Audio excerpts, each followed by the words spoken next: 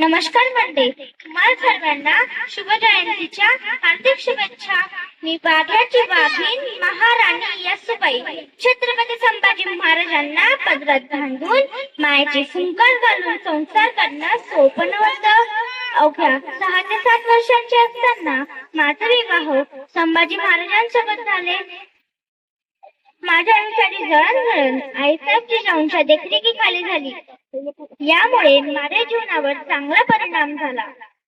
माझ्या आयुष्यात अनेक संकट आली. आग्र्याहून सुटल्यानंतर शिवछत्रपतींनी संभाजी महाराजांना लपवून ठेवले व अफवा पसरली की महाराजांचा काळ आला.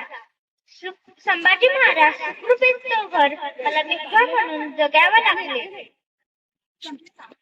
शिवछत्रपतींचा माझ्यावर खूप विश्वास होता. त्यांनी मला कुलमुक्तार ही शिके कट्टर दिली होती. मी स्वराज्याची पहिली कुलमुक्तार बनली. ही पदवी खूप मोठी असायची. छत्रपती शिवाजी महाराज गेल्यानंतर 5 लाखांचे सेना सागर घेऊन आलेल्या औरंगजेबाला संभाजी महाराजांनी रोखले. संभाजी महाराज त्यांच्या तावडीत सापडले.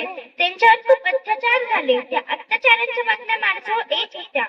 मुघल माझ्याजवळ एक अत्याचाराची बातमी घेऊन आला.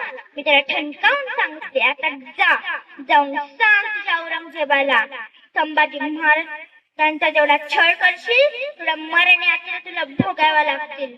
पण अखेर संभाजी महाराज आम्हाला सोडून गेले. मी व माझा मुलगा त्यांच्या तावडीत सापडलो. आम्ही देखील 29 वर्षाचा वनवास भोगला. तर मुलांनो, मी तुम्हाला एवढंच सांगू इच्छिते, तुमच्या जीवनात कितीही संकट आली तर घाबरून जाऊ नका. त्यांचा सामना करा. जय जय भवानी, हर हर महादेव.